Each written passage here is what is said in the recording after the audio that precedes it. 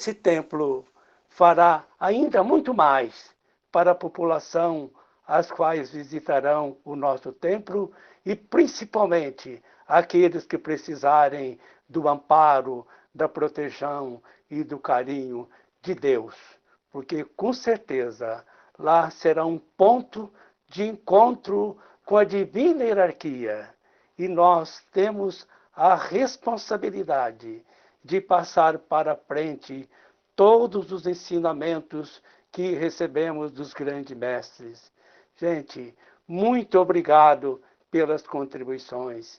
Que Deus abençoe a todos. Vocês nem imaginam a gratidão nossa por tudo isso. Olha, nós gostaríamos muito de estar fazendo esse congresso pessoalmente para poder abraçá-los, trocar carinhos e nos confraternizarmos. Mas, infelizmente, não foi possível. E nós temos que aceitar tudo isso, que nada acontece por acaso. Tenho certeza que vamos aprender muito com isso. E hoje nós estamos iniciando aí o nosso primeiro congresso online, porque nós já fizemos 44 congressos, e esse seria o 45º congresso na presença de todos. Então, nós estamos muito felizes por estar iniciando esse congresso. Sabemos que a importância que tem a internet, os meios de comunicação, porque se nós percebêssemos como que isso acontece, porque todos os computadores e celulares, eles recebem essas ondas eletromagnéticas através das tuas antenas. E aí, através dos teus componentes eletrônicos, que são resistores, condensadores, transformadores, diodo, triodo, tudo isso transforma em diversos circuitos através do amplificador, do retificador e do modulador, até chegar à imagem que todos vocês estão nos vendo e também vocês estão ouvindo a nossa voz. Isso, somos muito gratos a esse meio de comunicação, que para nós é muito importante neste momento. E, semelhantemente, somos nós. Através dos nossos pensamentos, podemos captar essas ondas dos grandes seres da luz e, através dos nossos corpos, podermos trabalhar todas essas maravilhas que serão dadas para nós através dos nossos corpos pela divina hierarquia. E seremos, de fato, nesse congresso, um exemplo para a humanidade, que nós possamos transmitir a todos vibrações de amor, de paz e de carinho, embora longe, mas através desse meio de comunicação não tem distância. Por isso, nós estamos muito felizes para poder iniciar esse congresso. E nós pedimos a proteção para todos aqueles que vão realizar suas palestras, para os nossos palestrantes, que eles possam ser intuídos pela divina hierarquia, que possa ser de fato um instrumento para todos nós, participantes do congresso, e para todo mundo, que possam receber esses ensinamentos. O tema por nós escolhido para este congresso foi a Yoga Devi, a rainha da divina hierarquia.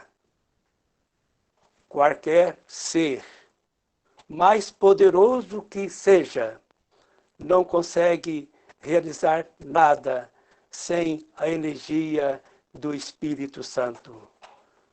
São Paulo diz as cartas aos Coríntios, no 1 Coríntios e capítulo 12, fala dos dons do Espírito Santo. Esses dons que todos nós temos, o que falta para nós é desenvolver esses dons. Dons de sabedoria, dom de cura, dom do discernimento, dom da palavra, dom de todas as formas, e que nós possamos, de fato, valorizar esses dons.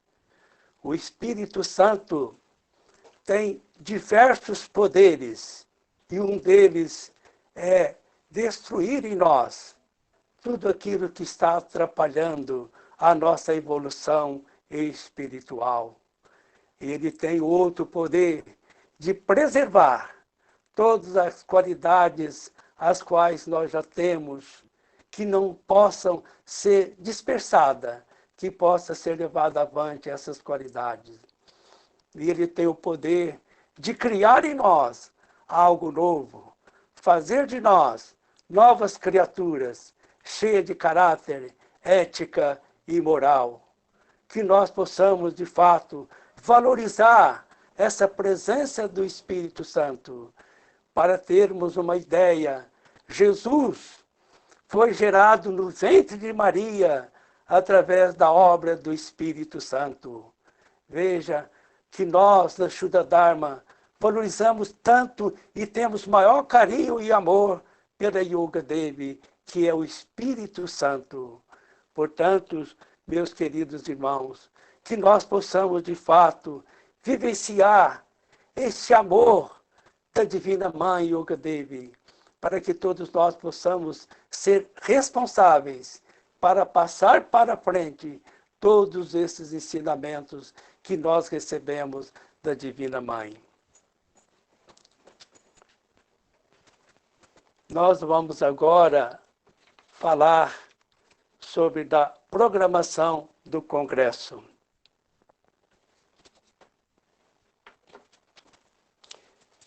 Teremos hoje, das 20 horas às 20h30, a palestra do Gnana Datta de Bauru, Hélio Requena da Conceição. O tema é as muitas denominações da Mãe Divina nas diversas culturas.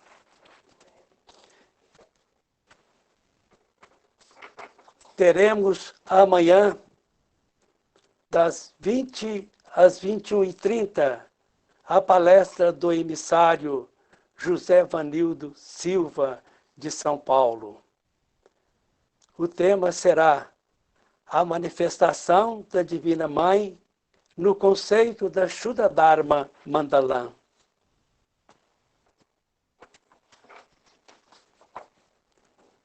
Na sexta-feira, dia 24, das 20 às 20h30, teremos a palestra do emissário do José Francisco Sommer, de Belo Horizonte. O tema será os vários aspectos da manifestação divina.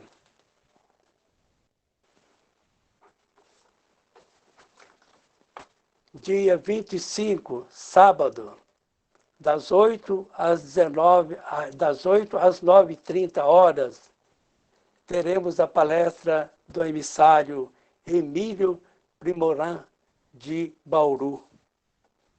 O tema será processo evolutivo do denso ao sutil.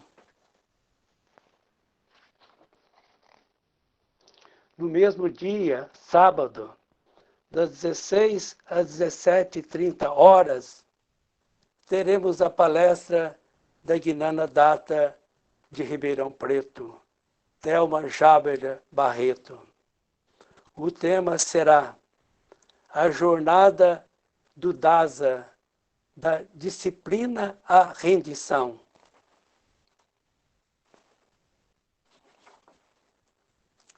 dia 26, domingo, das 8 horas às 9h30, teremos a prática de yoga para a saúde, pela Guinana Data do Chile, Nelly Plaza.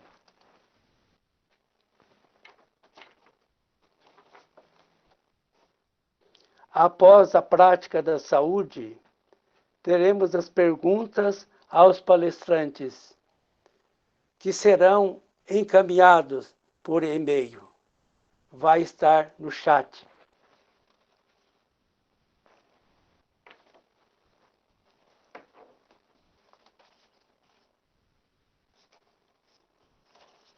Agora, meus irmãos, como eu me apressei muito no falar, acho que eu falei tudo aquilo que teria de falar. E depois, agora, às 20 horas, teremos a palestra do Ganadata Hélio Requena da Conceição, a quem temos muita gratidão e amor por ele. Bom, eu gostaria agora que nós mentalizássemos a Divina Mãe Yoga dele, para que ela possa nos iluminar neste congresso.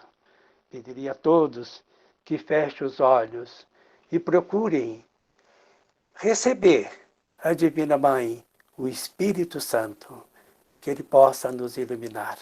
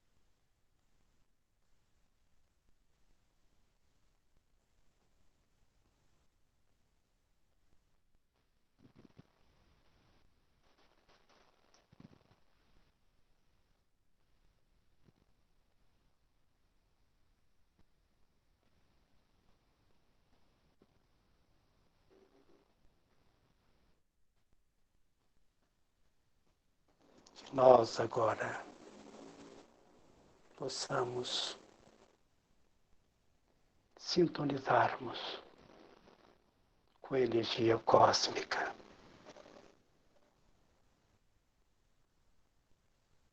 que ela nos envolve,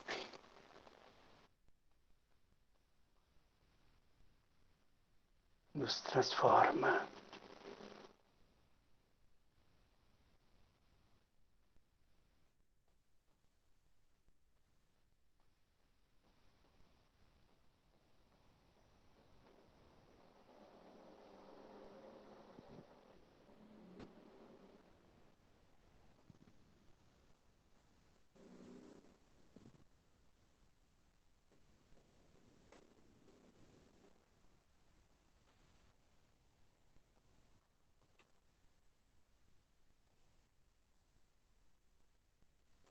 Pensemos com amor que todos os seres viventes e todas as coisas surgiram dentro do Espírito Universal, cuja vida tudo compenetra, tudo sustém em uma ordem constante e vida eterna. Repousemos a nossa mente no poder absoluto de Deus.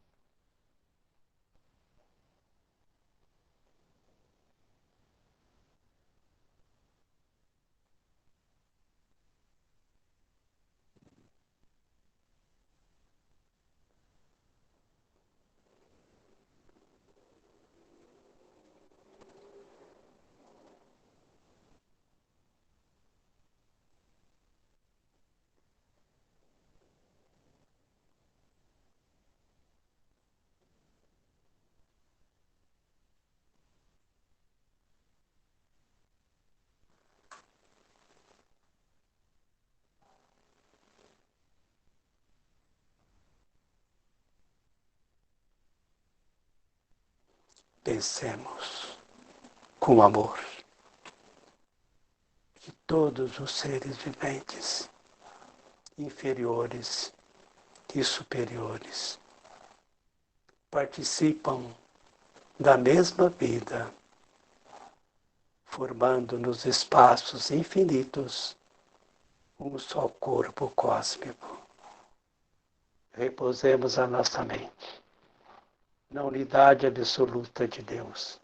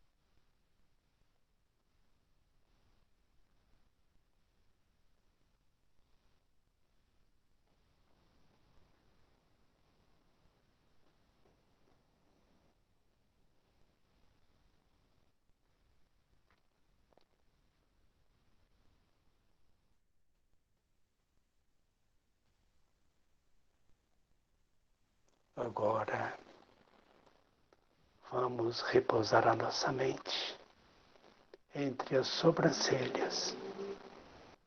Imaginar aí um sol resplandecente, mais brilhante que milhões de sóis.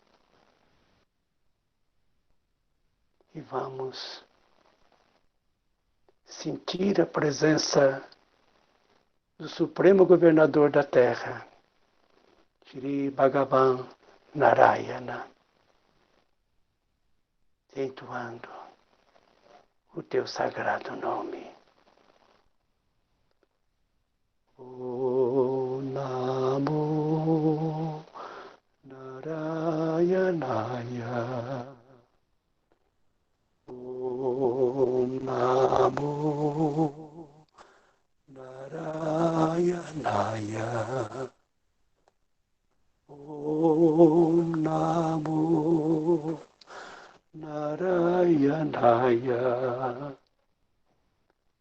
Om Namo Narayanaya. Om Namo Narayanaya. Om Namo Narayanaya.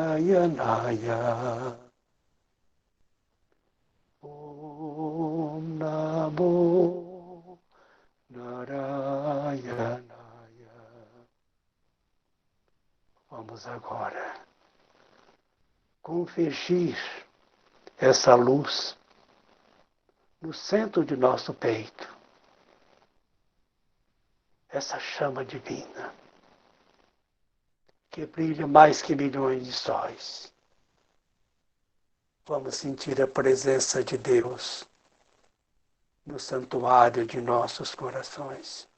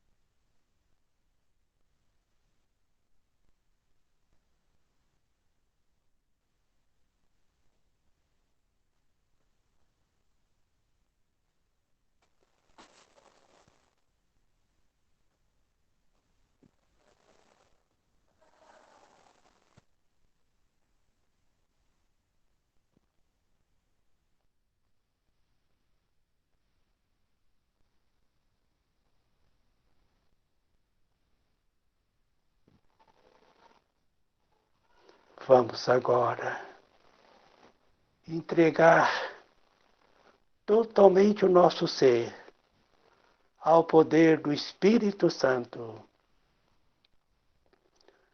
Ahamasmi Aparadanam Alayo Akishano Agatihi Tuameva Upaya Butomi Bhava. Estamos aqui com faltas, com pouco conhecimento e sem percepção divina. Vem tu a nós e dai-nos a compreensão.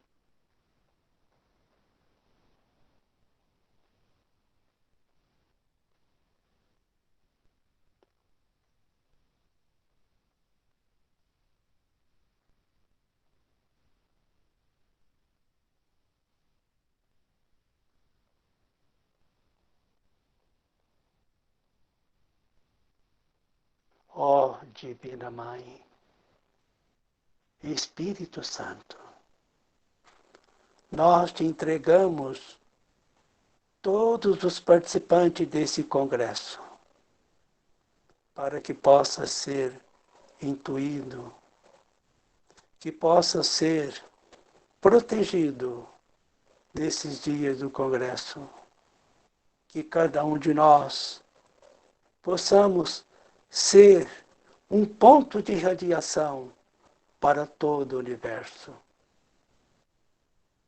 Que a paz de Deus, dos grandes seres da luz, possa nos amparar e proteger.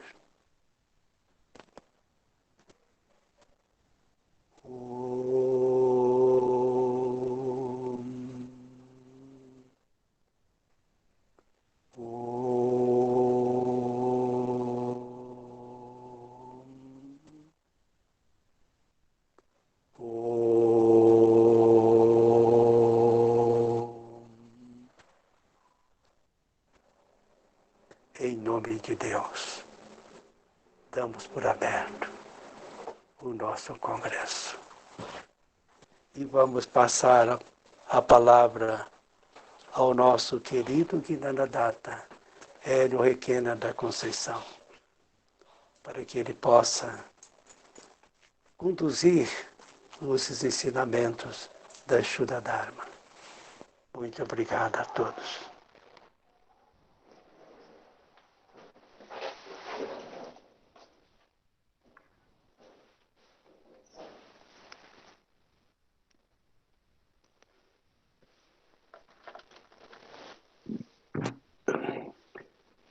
Boa noite a todos. Sou Hélio Requena, ingressei na Shuddha Dharma no dia 7 de julho de 1980, consagrado por Sri Vajra Yogi Dasa. Sou professor e, pelo que vocês estão vendo pelo cabelinho branco aqui, tenho já uma boa idade. Comecei jovem e estamos aqui. Pediram-me para falar alguma coisa sobre a Shuddha Dharma Mandala, porque o nosso congresso tem pessoas novas que necessitam dessas informações. Tá? O que é a Shuddha Dharma? A palavra Shuddha significa puro, transcendente. Dharma é modo de vida. Tá? Muitas vezes traduzido de forma errada como lei. Não é lei. A lei é imposição. O Dharma, ele ensina, né, sem imposição. E Mandalam é organização.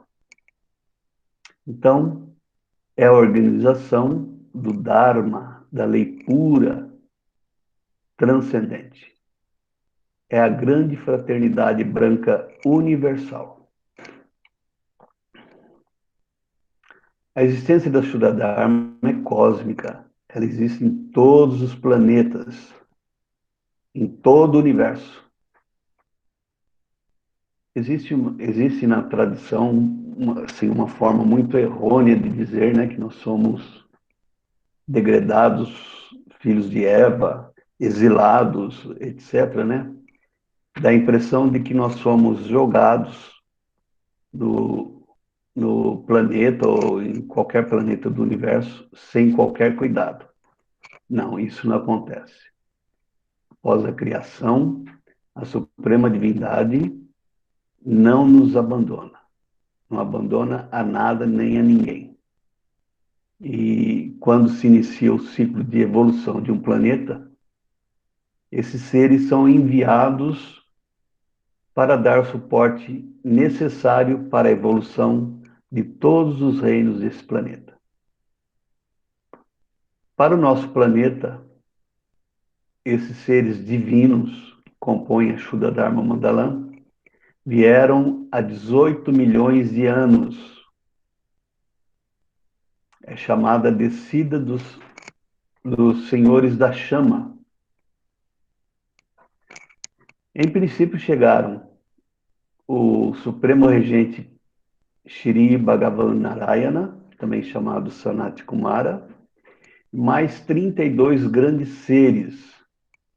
Também Nara, que é um ser que representa a humanidade, os 4 Kumaras e Dakshinamurti. Também os 4 Manus e os 7 grandes rishis, regentes dos 7 raios e dos 7 mundos. Tá? Em nosso planeta, esses seres compõem o que nós chamamos de a divina hierarquia, que é a própria Shuddha Dharma Mandala. No Ocidente, até então, os seres conheciam como anjos, arcanjos, etc., que compõem uma hierarquia estruturada. E esses seres estão sob a direção desse regente, diretor, Shri Bhagavan Narayana. Na Bíblia, ele aparece como Melquisedeque e se encontra no livro de Hebreus, capítulo 7. Esses grandes seres que vieram para o nosso planeta cuidar da nossa evolução permaneceram ocultos até 1915. Vejam, nós ouvíamos sempre falar, apareceu um anjo aqui, um anjo ali, na antiguidade, etc., né? E de onde vêm esses anjos? Eles, eles não tinham uma forma de atuação externa tão grande quanto a que nós estamos recebendo, a partir de 1915. Devido ao grande desenvolvimento que a humanidade atingiu, né, esses grandes seres designaram um juiz da Alta Corte de Justiça de Madras, da Índia. Né? Ele era pertencente à Sociedade Teosófica, o Dr. Subramania Iyer.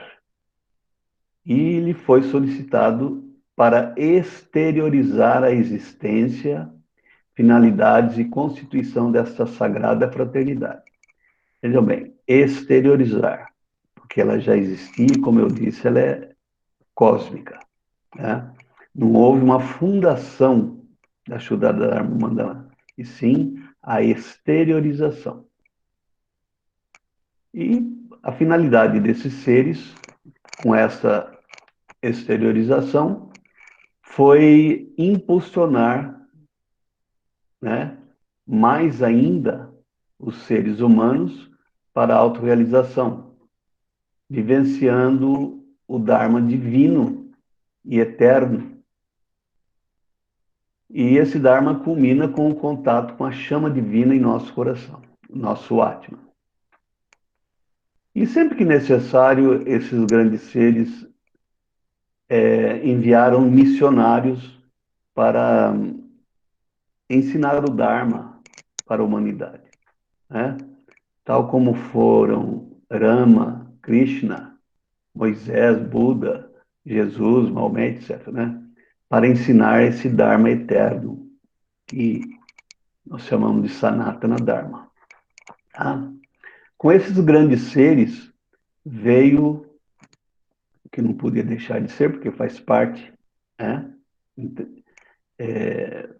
Plena, veio Shri Yoga Devi, a Divina Mãe, é a Shakti, a energia divina do próprio Shri Bhagavan Narayana. Ela é o seu complemento. E por ser a divina energia do Supremo Narayana, nós podemos dizer o seguinte, que ele sem ela não nada faz. Ela é parte integrante e essencial, né? E ela é o tema do nosso congresso que hoje iniciamos.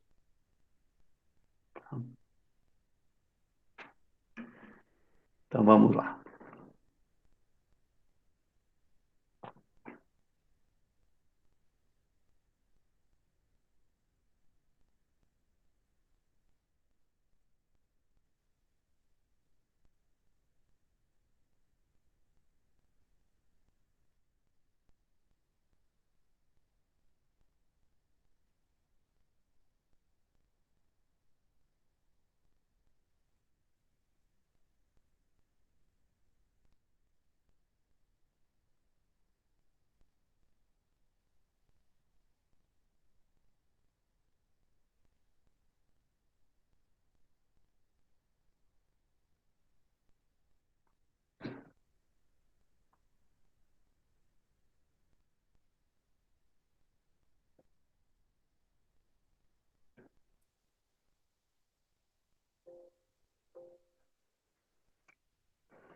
O tema do congresso, como já foi anunciado pelo nosso irmão Eurípides, diretor do Ashram de Franca, é Shri Yoga Devi, a rainha da divina hierarquia.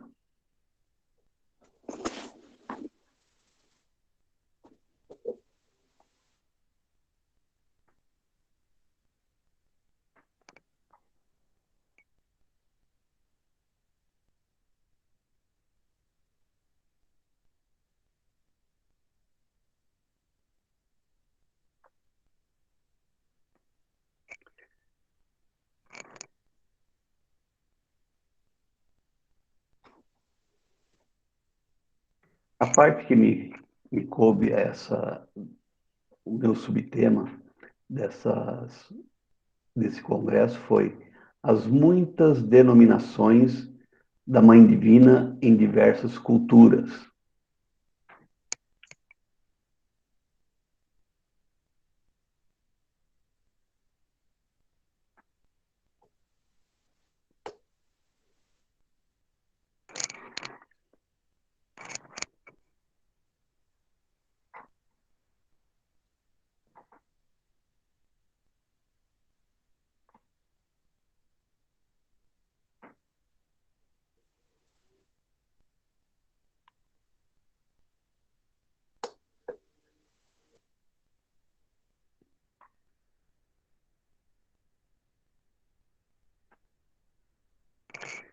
Eu dedico essa palestra, essa fala, né, com profunda reverência a Shri Yoga Devi, a Divina Mãe, a Shri Bhagavan Narayana, Shri Bhagavan Mitra Deva, que é o avatar, um emissário, um enviado dos grandes seres para os nossos dias, e a todos os nossos mestres da Shuddha Dharma Mandala.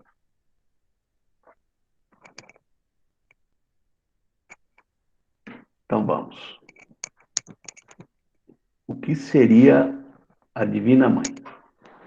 Temos que começar assim, em termos cósmicos, né? O Supremo Todo, chamado de Parabrahman, ou simplesmente Brahm, ou Brahman, vejam bem, diferente de Brahma. Vou explicar depois o que é Brahma. Ele é uno e é trino simultaneamente. Então, é como se ele fosse composto de espírito, matéria e energia. Espírito é o Atman, ou Atma, a Prakriti é a matéria e a Shakti é a energia.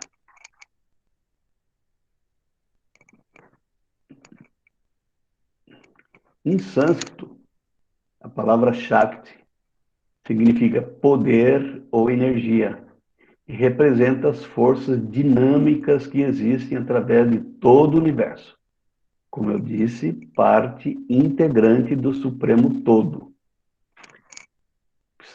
Precisa ficar claro que ele não se subdivide, ele é composto por essas três forças, né? Então vejam, pelo gráfico anterior, dá para vermos que ela é parte de Brahman, ou Brahm, né? E muitas vezes se coloca no meio, né? Espírito, a energia que une, e a Prakriti, que é a matéria. Tá? Então, na realidade, ele seria, voltando para o primeiro gráfico, para Brahman, ele seria aquela nasalização, já estou falando do mantra, né, do mantra Om, aquela nasalização final. Om, esse significa o M, né, a nasalização final.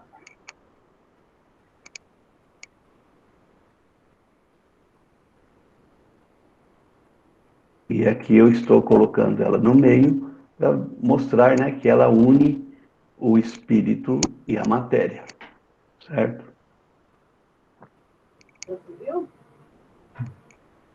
Mão de obra.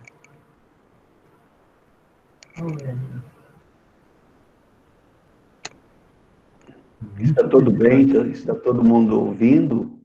Tudo tranquilo? Quando nós falamos da Suprema Shakti, em termos cósmicos, ela pode ser chamada também de Adi Parashakti, que é o poder eternamente ilimitado, a Shakti universal. Os seres humanos precisam de forma física para tudo, né? Essa é uma representação da Shakti divina, universal, transcendente, em termos cósmicos. Já vamos chegar para o planeta. Tá? Esse Supremo Todo Universal, o Parabrahman, Brahman, ou Brahman, né? Vejam bem, diferente de Brahma. Vou explicar agora o que é Brahma. Ele, para atuar, para criar os universos, ele recebe 3 nomes diferentes: Brahma, Vishnu e Shiva. Como Brahma é quando ele cria. Quando ele cria os universos, ele é Brahma. Veja, diferente de Brahm e de Brahman ou para Brahman. Brahma, ele é o criador, quando está criando os universos. Ele cria, mas há necessidade de preservar as, as formas criadas, os universos. Ele recebe o nome de Vishnu, ele próprio preservando a criação. E, num determinado momento, ele recolhe essa criação e ele recebe o nome de Shiva, reintegrador. Então, Brahma, Vishnu e Shiva. Então, como Brahma ele é criador, como Vishnu ele é preservador e como Shiva é reintegrador. É a mesma divindade, dependendo da atuação dela, o nome diferente. Então, quando cria, é Brahma, quando preserva, preservando os universos, os seres, é Vishnu. E quando reintegra, é Shiva. Tudo bem? Como criador, preservador e reintegrador, ele continua com a Shakti, com a energia que nós vimos no início ali do primeiro gráfico, né? Como criador, a energia que o acompanha se chama Saraswati. Muita gente pronuncia Sarasvati, mas não tem nada de Sarasvati. Saraswati, tá? Ele, como preservador, a energia que o acompanha se chama Lakshmi ou Durga. E ele, como reintegrador, ele é chamado, a energia que o acompanha é Parvati. Vocês me desculpem, é duro a gente falar assim sem ter uma resposta, né? Espero que estejam entendendo. Tá? Então, já estamos falando dele criando, preservando e reintegrando. Ao criar, a energia que o acompanha é chamada de Saraswati. Ao preservar as formas criadas, a energia que o acompanha se chama Lakshmi ou Durga. E a energia que o acompanha quando ele desintegra, quando reintegra tudo que é criado, que há um momento na criação em que tudo retorna para ele, a energia é Parvati. Os seres humanos necessitam de formas. Vejam, quem participa das nossas meditações ouve falar da Saguna Dhyana. Isso é necessário porque nós, como seres humanos, não conseguimos, a espiritualização não dá pulo, né? Não queima etapa. Só através de uma meditação muito profunda você consegue evoluir assim muito rápido. Mas, em princípio, nós não conseguimos conceber uma divindade cósmica, uma divindade em nosso coração. Então, nas nossas práticas, nós ensinamos para as pessoas a Saguna Dhyana, que é uma meditação com forma. Quando nós meditamos em seres divinos com forma, né? Uma meditação objetiva. Então, é o início. É lógico, depois de uma evolução muito grande, né? Desde da adoração ao fogo, etc., a chegar às nossas práticas de meditação. Então, é necessário a forma física primeiro da divindade, para depois entrarmos para o Atman e, em sequência, para a transcendente. Então, o ser humano tem necessidade, em princípio, de forma física. Então, eles criaram, né? Para Saraswati, que acompanha Brahma, eles criaram a divindade, criaram não, atribuíram, né, a essa Shakti que o acompanha, afirmando-se que é a protetora das artes e da sabedoria, e lhe deram uma forma física. Vejam. Então, Brahma, ele não tem uma esposa com a qual ele dorme ou coisa parecida, não é? É a Shakti, a energia divina que atua com ele, que recebe esse nome, né? Saraswati. Tudo bem? E os seres criaram essa forma muito linda aí, né? Dizendo o seguinte, que ela é protetora das artes e da sabedoria. Vejam, com uma cítara, né? E sobre o cisne, símbolo de sabedoria, né? Do discernimento, consegue separar a água do leite, né? E depois nós temos Lakshmi, que é a energia que acompanha Vishnu. Também criaram uma forma física para ela. E ela é invocada para atrair riquezas, consequentemente, prosperidade. Tá?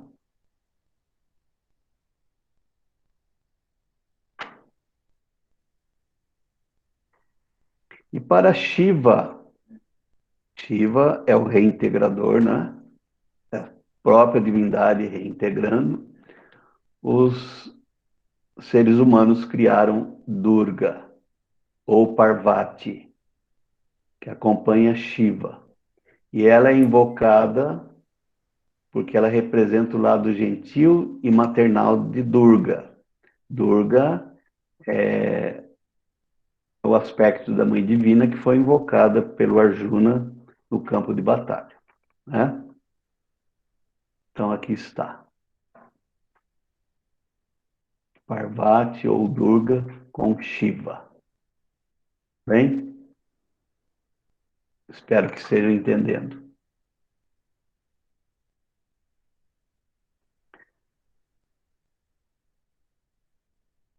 E aí nós temos a própria Durga, né? Dizem que ela recebeu uma parte do seu corpo e uma arma. De cada deus, ela recebeu uma parte. E também um leão, um tigre, né? Que ela cavalga, e com o qual ela é sempre representada, como está aí. Ela personifica a força dos deuses. Tá? E ela foi invocada por Arjuna, ou Arjuna, no campo de batalha, no início da guerra do Mahabharata, que deu origem ao Bhagavad Gita, cuja 745 versos são do Bhagavad Gita.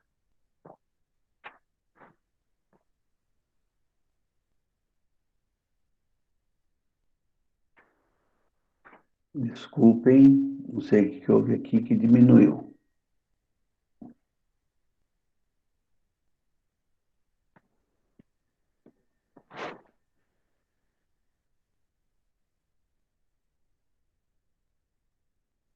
A hierarquia divina.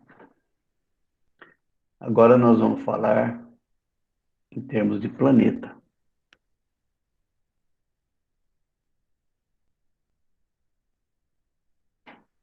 Shuddha Dharma Mandala. Que nós vimos anteriormente é cósmico, transcendente. Estou mostrando para vocês a representação da divina hierarquia. No centro nós temos o Narayana, que é o supremo regente planetário. Ao seu lado, a Mãe Divina no trono, e em pé, Nara, que é o representante da humanidade. Ao lado, 4 seres com aspecto de crianças, são os chamados Kumaras, e esse que se encontra próximo da árvore é Hamsa Yogi. É um ser, não é um ser, é uma função que um determinado ser, com a qual ele atua para passar os ensinamentos de Narayana para a humanidade. Então, estamos falando em termos de planeta nesse momento. Tá? Então, de onde vem essa divina mãe que está ao lado de Narayana? Ela é aquela Shakti divina, transcendente, mas atuando no planeta, junto de Narayana. Narayana, sem ela, não faz absolutamente nada. Olha a importância, né, da Mãe Divina. Então, essas formas aí que vocês estão vendo são representativos também. Né? Eles não têm forma física. Então, é uma representação apenas. Tá? E do lado do lago aí, nós temos os discípulos, recebendo os ensinamentos do Hamsa Yogi, que é esse que está próximo da árvore. Então, nós temos várias representações da Mãe Divina. Eu quis mostrar para vocês alguns quadros, algumas fotos representativas dela, né? Temos aí.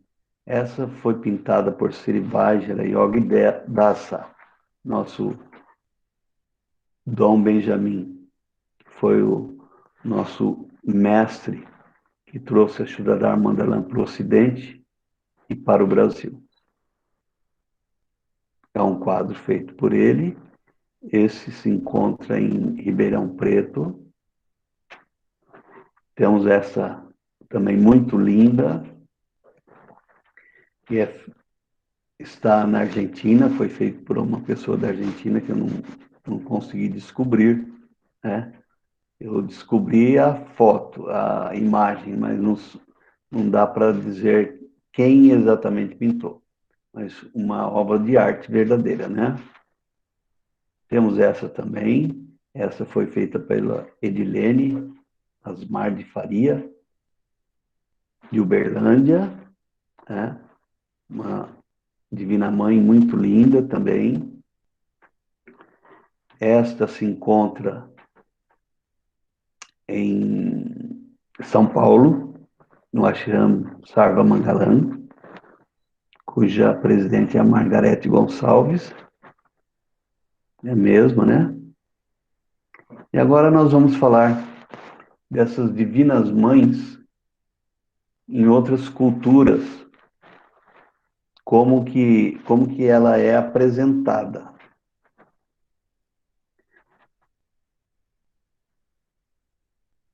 Então, em todas as partes do mundo, nós temos as divindades femininas, mulheres femininas. Por exemplo, Potnia, Astarte, Isis, Amaterasu, E nas antigas civilizações, elas representavam o começo e o fim de tudo. Potnia, vamos ver. Essa divindade, ela foi descoberta na Turquia. Ela é uma estatueta, ela está sentada num trono, né, e ladeada por duas panteras, em cujas cabeças ela coloca as mãos. Isso sugere ao mesmo tempo a imagem da mãe, da senhora da natureza. É a representação da mãe divina na Turquia há cerca de 10.000 anos. Então, o nome dela é Potnia. Ela foi encontrada na Anatólia, na Turquia, onde se encontra a cidade mais antiga que se conhece do período Neolítico, cerca de 10.000 anos atrás.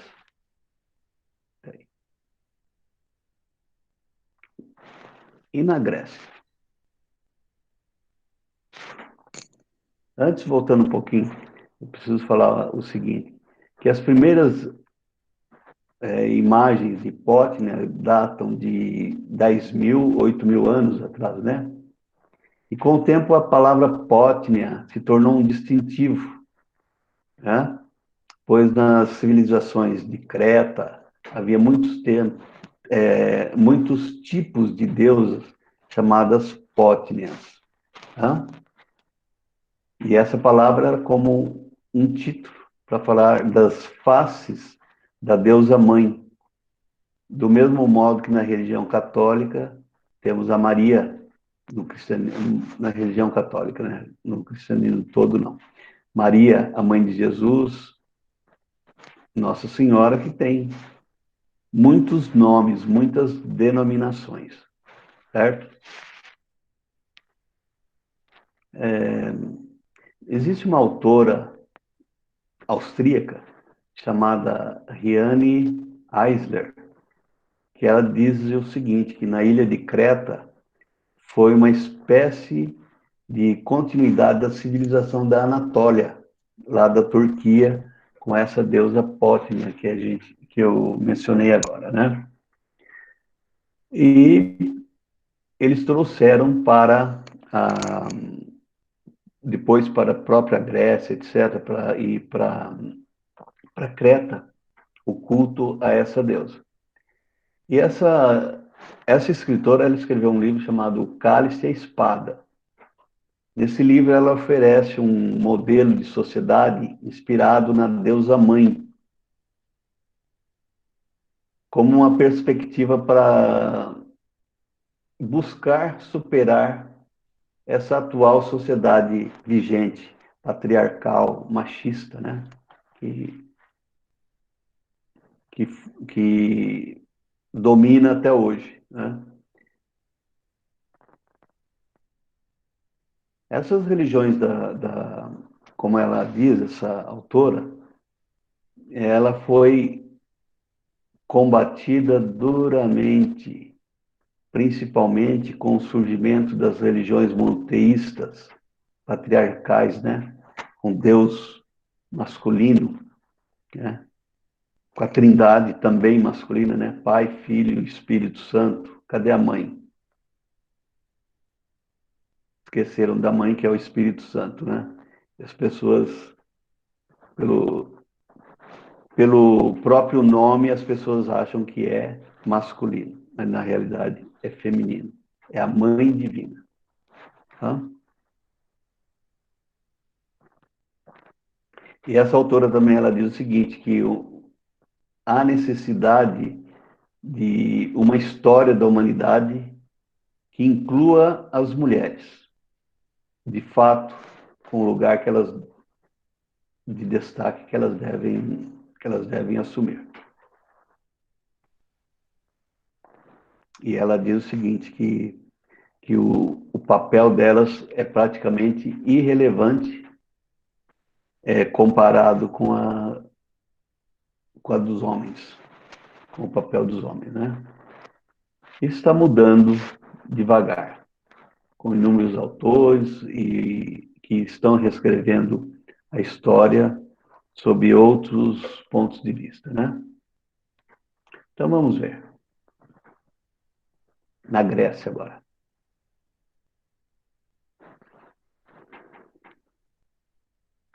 Uma deusa mãe na Grécia, por vezes, é associada à Mãe Terra. É representada como uma deusa geradora da vida, da natureza, das águas, fertilidade e cultura.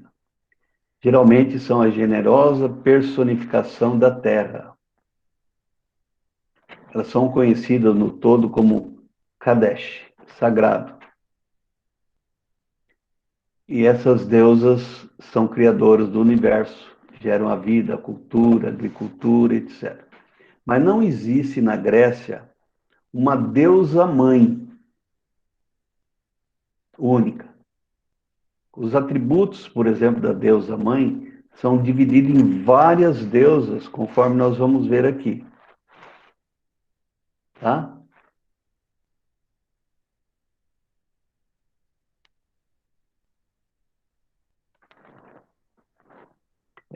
Embora eles chamassem, né, na Grécia de muitos de deusa mãe, na realidade os atributos eram todos, como eu disse, né, divididos entre várias deusas, né?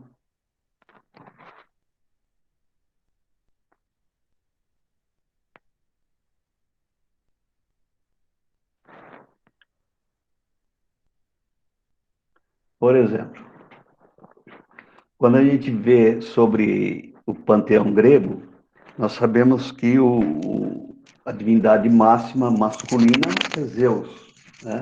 Em Roma, chamado de Júpiter. E uma pergunta que eu fiz, é lógico, para mostrar, né? Havia uma deusa ao lado de Zeus, o que se mostra na tradição que Zeus casou-se 3 vezes. Vejam, o caráter mais humano do que transcendente da divindade, né? A primeira esposa dele foi Metis, a deusa da prudência. Foi com ela que ele teve a filha chamada Atena. E a sua segunda esposa foi Temis, a deusa da justiça. E a sua terceira esposa foi, nem a irmã escapou, a sua irmã Hera. E com ela ele teve vários herdeiros, mas o único que foi filho legítimo de Hera e Zeus foi Ares, o deus da guerra, Marte em Roma, né?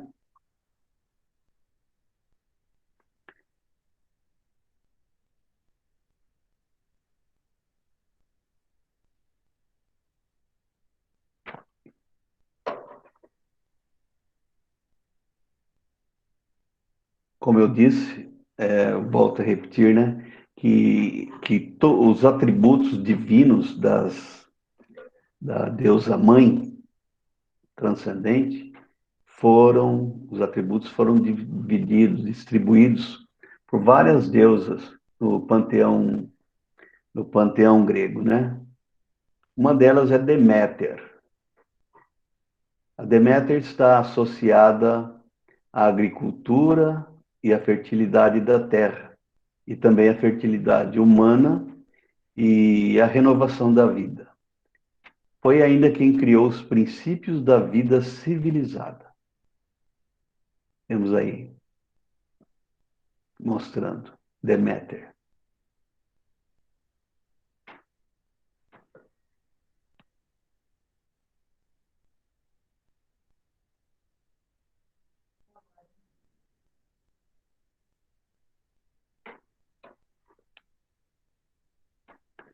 Depois nós temos Hera.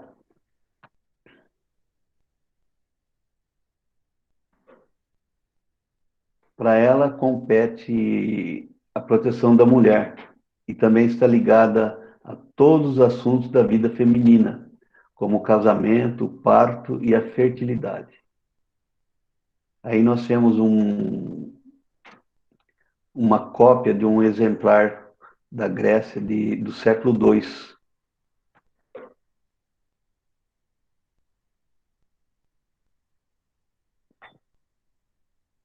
Depois nós vamos ter Afrodite. Afrodite também tem a responsabilidade de zelar pela fecundidade, a procriação humana e a educação das crianças.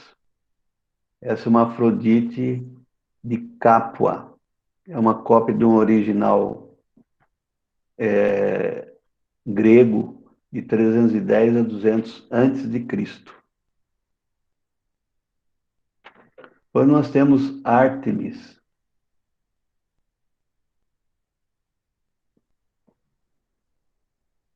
Ártemis é a deusa da caça, protetora da natureza selvagem, dos animais. E também ela tem as funções relacionadas com a vida feminina, como a preparação para o casamento, etc. Esse é um original grego do século IV antes de Cristo.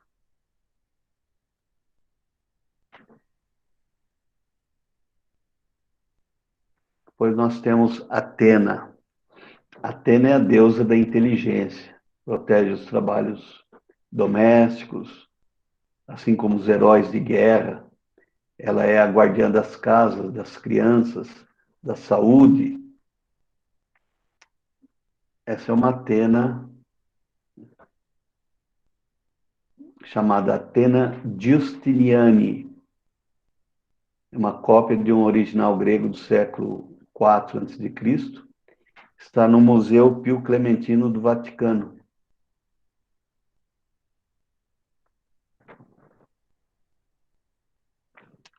Pois nós temos Héstia. Essa é a protetora do fogo sagrado, símbolo da ligação com a terra materna, que é aceso em todos os lares e que se acendia onde o núcleo político de uma das cidades era instalado também. Né? Héstia.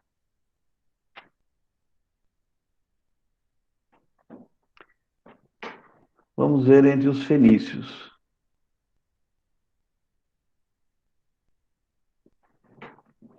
Entre os fenícios, nós vamos ter a deusa mãe como Astarte, grego Astarte, tá? Tá bem fácil de perceber que está escrito Astarte aí, em grego. Astarte era a mais famosa e importante deusa dos fenícios, tá? Era filha de Baal. Vocês lembram que existe aquele problema que João havia provocado a morte dos... Não, desculpe, retiro o que eu disse. É a deusa da lua, da fertilidade, da sexualidade e da guerra. Ela era adorada principalmente em Sidom, Tiro e Biblos. Entre os cananeus, era chamada de esposa de Baal.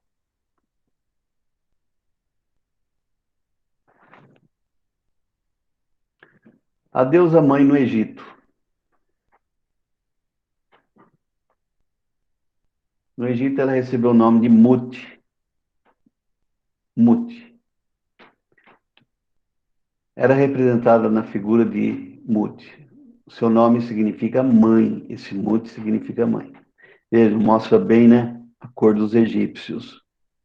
As pessoas acham que os egípcios eram clarinhos, loiros, né? Mas a cor deles era assim.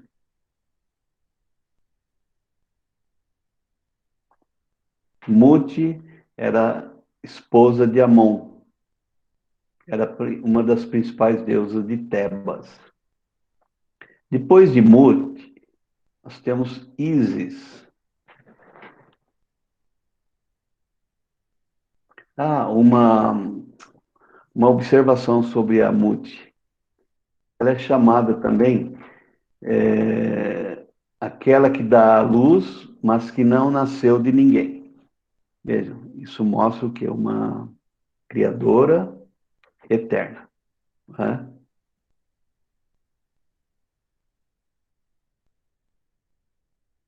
E finalmente temos Ísis, no Egito. No Egito, em egípcio era Al-Set.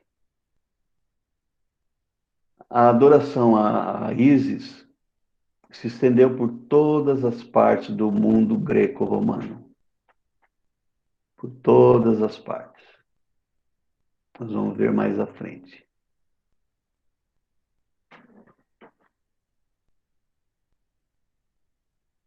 Ísis, ela foi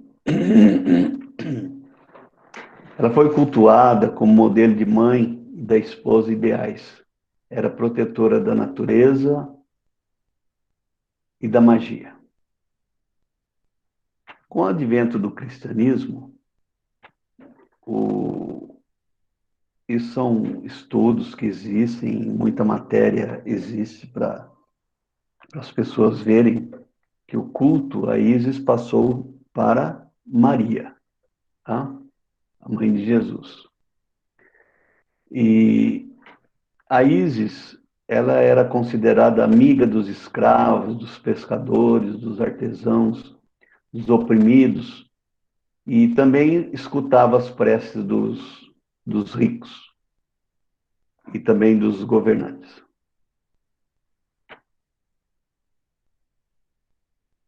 Então, ela é a deusa da maternidade e da fertilidade.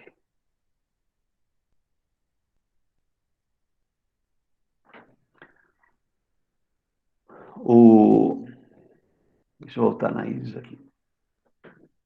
Os registros mais antigos acerca da adoração de Ísis data de 2550 a.C. Foi durante a quinta dinastia egípcia. Ela foi a primeira filha de Geb, o deus da terra, e de Nut, aquela anterior, né, que era cultuada anteriormente como a deusa mãe.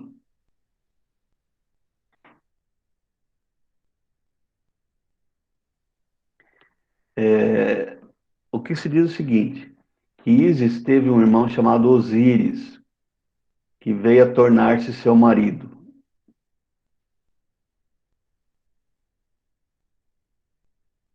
Veio a tornar-se seu marido. O que aconteceu?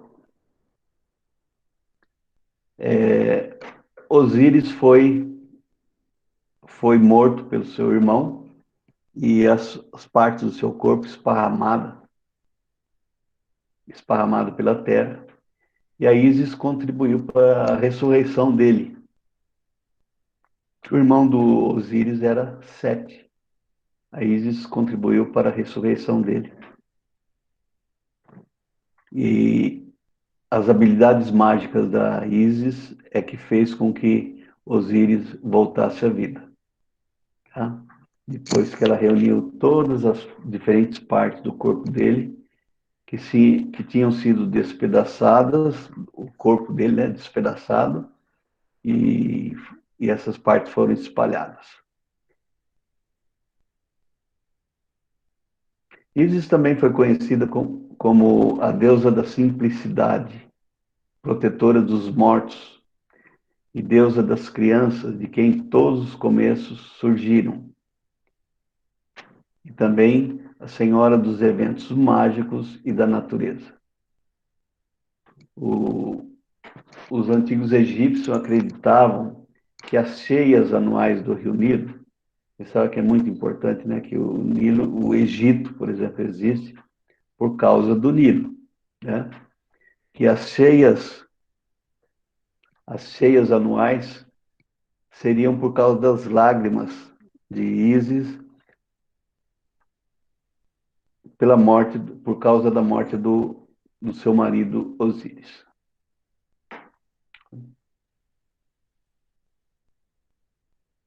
Esse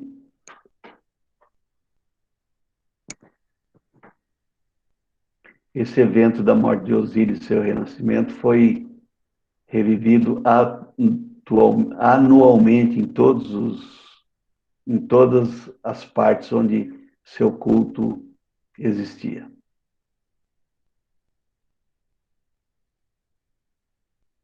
E o culto a Ísis ele perdurou até a supressão do paganismo na era cristã, o início da era cristã.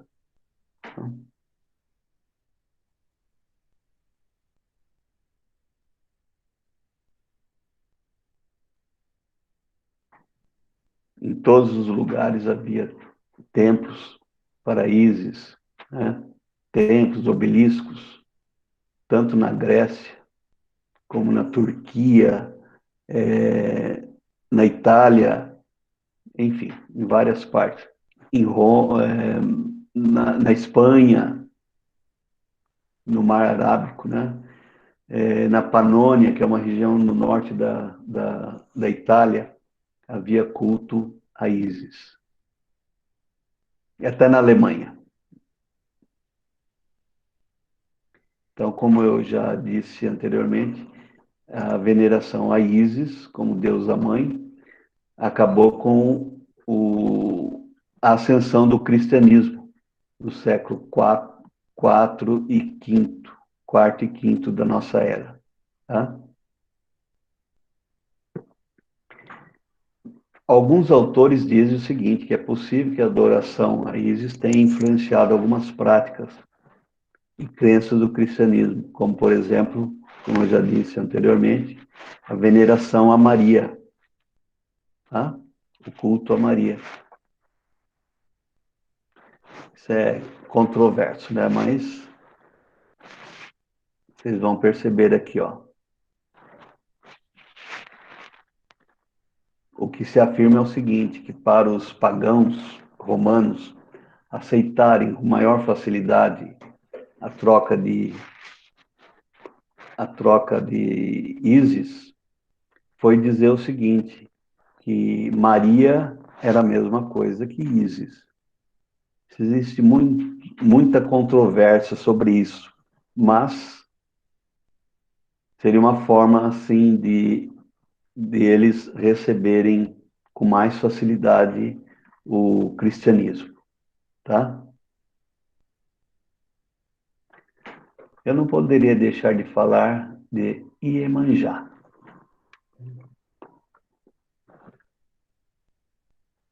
Veja, é uma manifestação da Mãe Divina.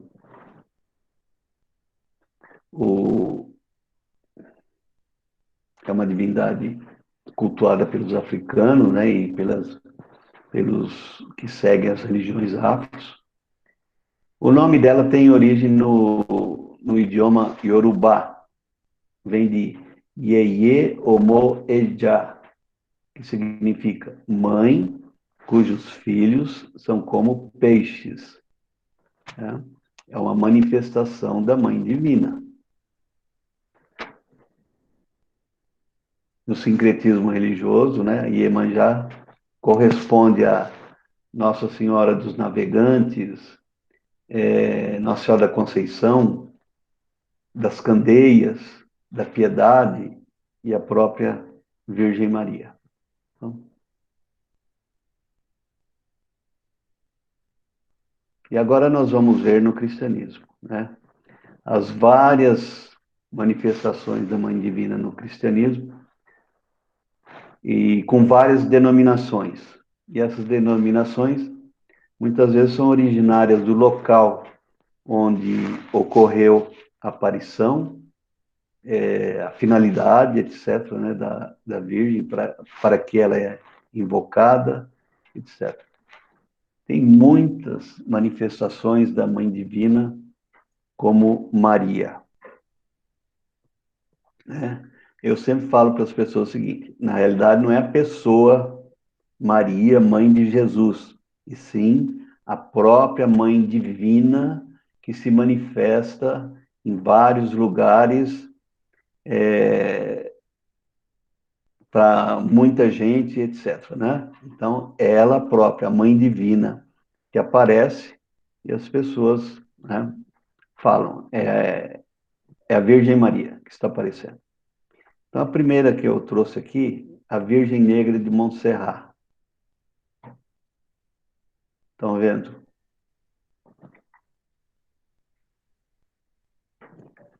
Foi no ano de 1880, um grupo de meninos brincava próximo de uma montanha e de repente avistaram luzes sobre essa montanha com cantos e resolveram investigar o que era.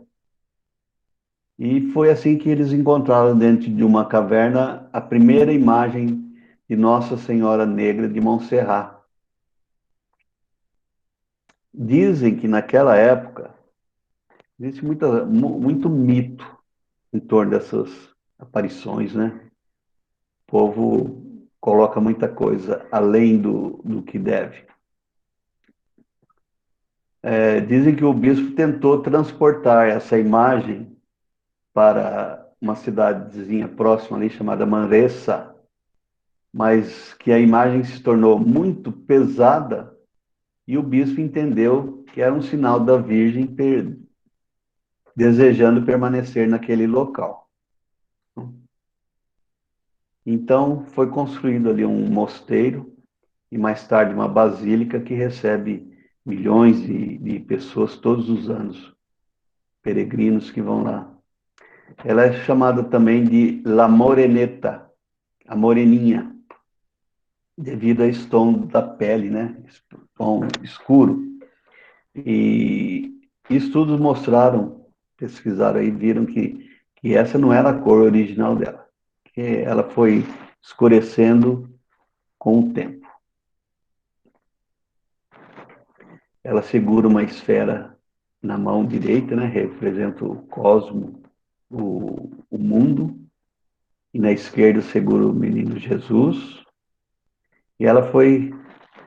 desculpa, eu não falei da região onde ela foi encontrada, né? Na Catalunha. E ela foi proclamada padroeira da Catalunha em 1881 pelo Papa Leão XIII. Catalunha é onde temos a cidade de Barcelona, muito conhecida, né? É a segunda cidade mais importante da Espanha.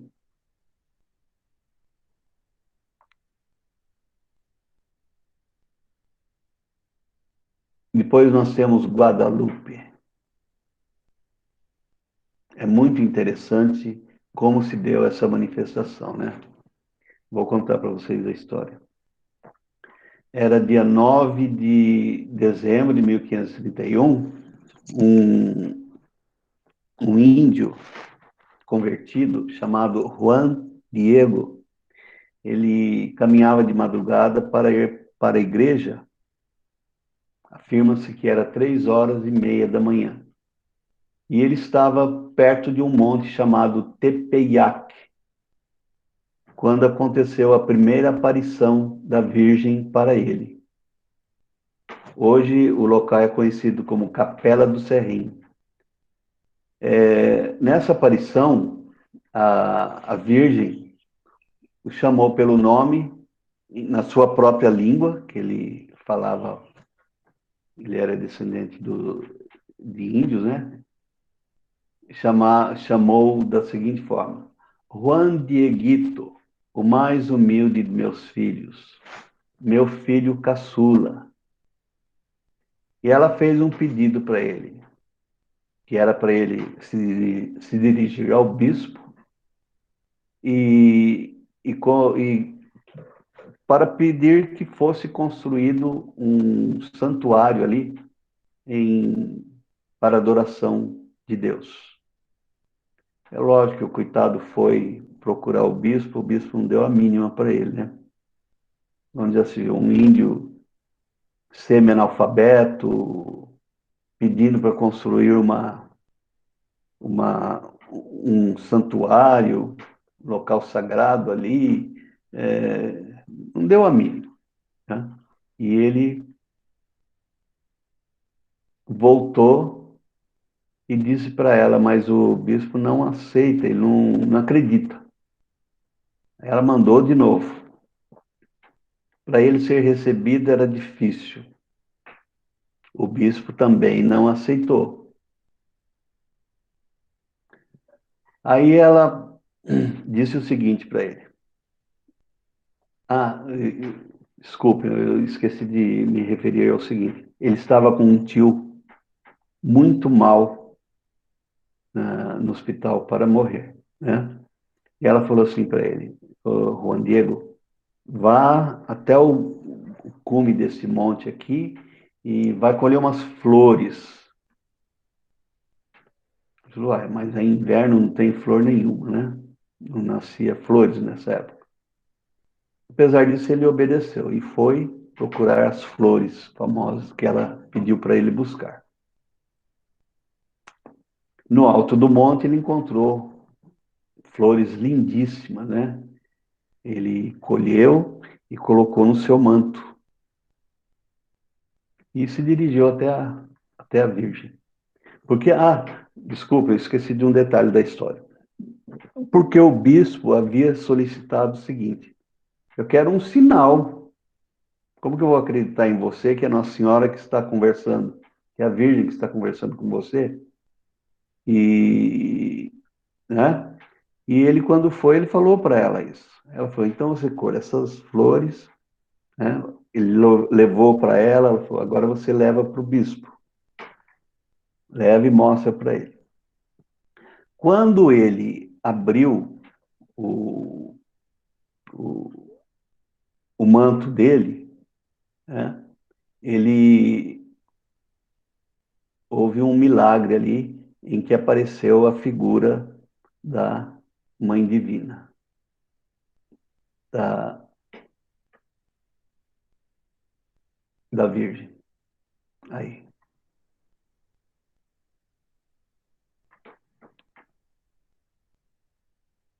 Então, a hora que ele abriu o manto, as flores caíram e estava a figura da Virgem Maria, que passou a se chamar Nossa Senhora de Guadalupe. Um detalhe, esse manto é feito com tecido de cacto e afirma-se o seguinte, que ele não dura muito tempo. Em menos de 20 anos ele acaba, né? Só que esse, no qual ficou gravada a figura da Nossa Senhora de Guadalupe, já faz 4 séculos e meio que está lá, íntegro, sem nenhuma deterioração. Tá? E ele mostrou, nesse momento, afirma-se que o tio dele, que estava para morrer, recebeu no mesmo instante uma visita, aparição da Virgem de Guadalupe e o curou. Então, foi o primeiro milagre atribuído a ela. Esse Juan Diego, ele foi canonizado, ele tinha na época 57 anos de idade. Foi canonizado como São Juan Diego. Tá? E temos outras manifestações da Mãe Divina em várias partes, né? Uma das mais famosas também é a aparição de Nossa Senhora de Fátima. O que aconteceu? Afirma-se o seguinte, que as 3 crianças, as videntes dela, a viram na primeira vez no dia 13 de maio de 1917. E essa visão que eles tiveram da Nossa Senhora, ela durou por 6 meses, todos os dias 13, com exceção do mês de agosto, em que ocorreu no dia 19. Foi até dia 13 de outubro de 1917. Temos aí a figura da Nossa Senhora de Fátima. Então, é diferente da imagem, né? Quando aparece a imagem, aí a gente vê uma manifestação da mãe. Depois nós temos a Nossa Senhora de Lourdes. Quando que ocorreu isso? Começou em 11 de fevereiro de 1858, numa pequena cidade da França chamada Lourdes. Esse dia, três meninas foram buscar lenha num bosque nas proximidades. Elas eram a Bernadette Subiru, né, com 14 anos, sua irmã Marie Toinette e uma amiga chamada Jeanne Abadi.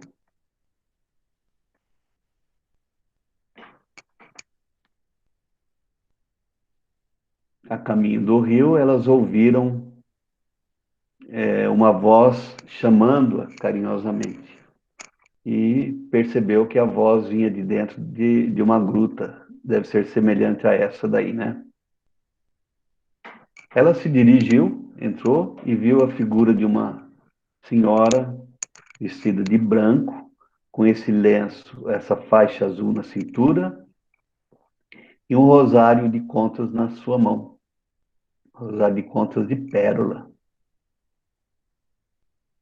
E as duas começaram a rezar juntas e depois Maria desapareceu. E por um período de 5 meses, Nossa Senhora de Lourdes apareceu para as três meninas.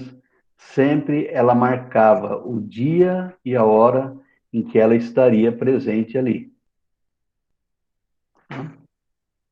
Temos uma outra figura dela lindíssima. Também. Temos uma das mais famosas, a de Medjugorje. Essa, essa cidade fica no sul da Bósnia e Herzegovina, lugar que tivemos uma guerra na década de 90, né? Uma guerra terrível. Nossa Senhora apareceu ali. E ela é chamada de a Rainha da Paz. Foi no dia 24 de junho de 1981.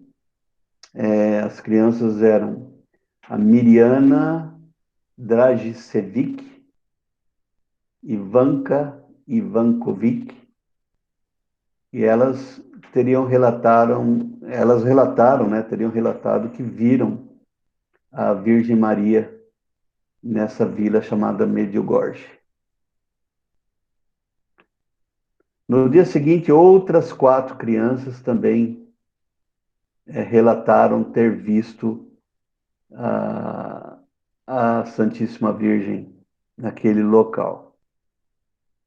Tá? E a partir daí, né, nos anos seguintes, esses videntes continuaram sempre a relatar as aparições da Virgem Maria diariamente. E essa vila de Medjugorje aí se tornou um famoso local de peregrinação. Hoje, de vez em quando, a gente ouve pessoas assim, né, formando equipes para visita a Medjugorje.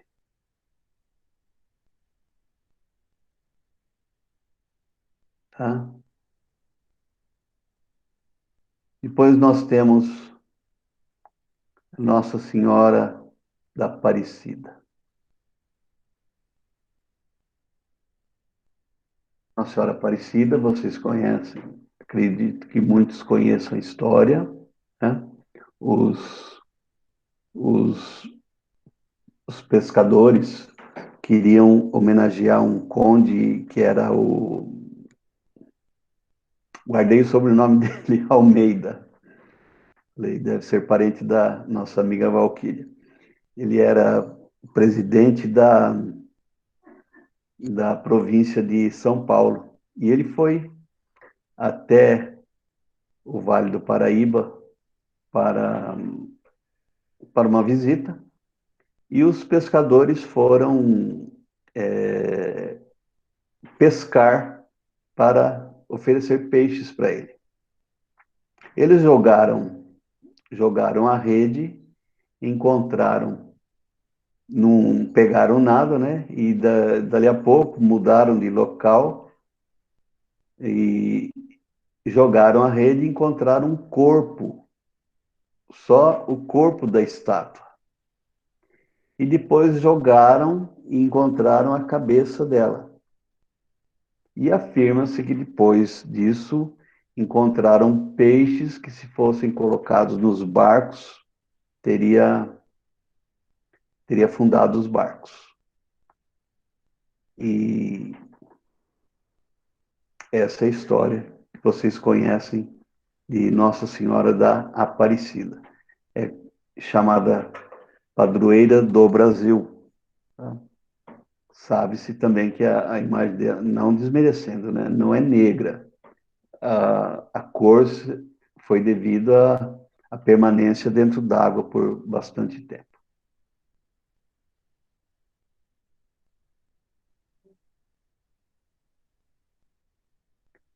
Tudo bem? Olha aí. E com a Nossa Senhora da Aparecida, eu concluo a minha fala. Namastê. Namastê.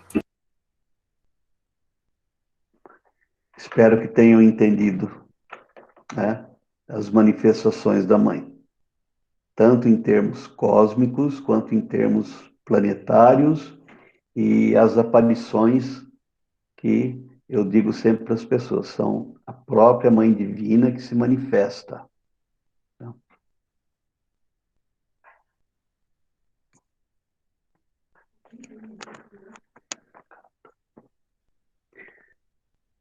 Eu gostaria de finalizar por aqui, tá? E convidar a todos para a palestra do nosso irmão Vanildo, que será amanhã, às, às 20 horas, as manifestações da Mãe Divina no conceito da Shuddha Dharma Mandala. Tá? Namastê.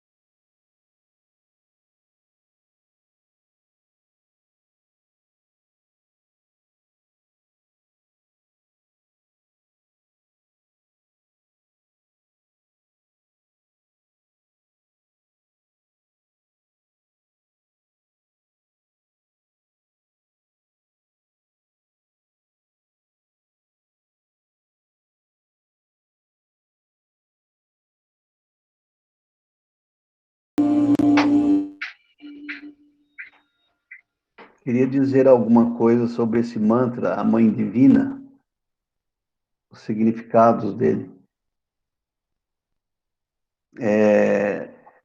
São vários atributos da Mãe Divina. É chamado de 108 nomes da Mãe Divina. Ele a invoca como poder absoluto, de radiante beleza. Ela compenetra todo o cosmo. Ela é chamada de Kali, a grande senhora do tempo. Também Lakshmi, a grande provedora de prosperidade, como Saraswati, a deusa da sabedoria e das artes. É chamada de inconcebível, que traz o bem, mãe doadora de alimento e prosperidade, mãe do Gayatri, que é o suporte universal. Ela é chamada também a beleza dos três mundos, todo esse mantra.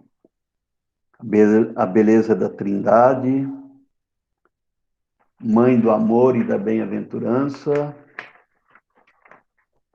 mãe da riqueza, da boa sorte, do amor e da beleza,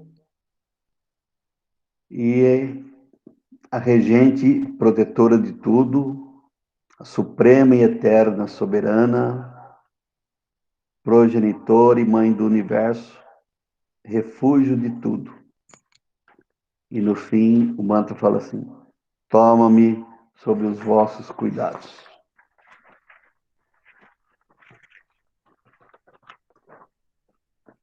Namastê. Namastê.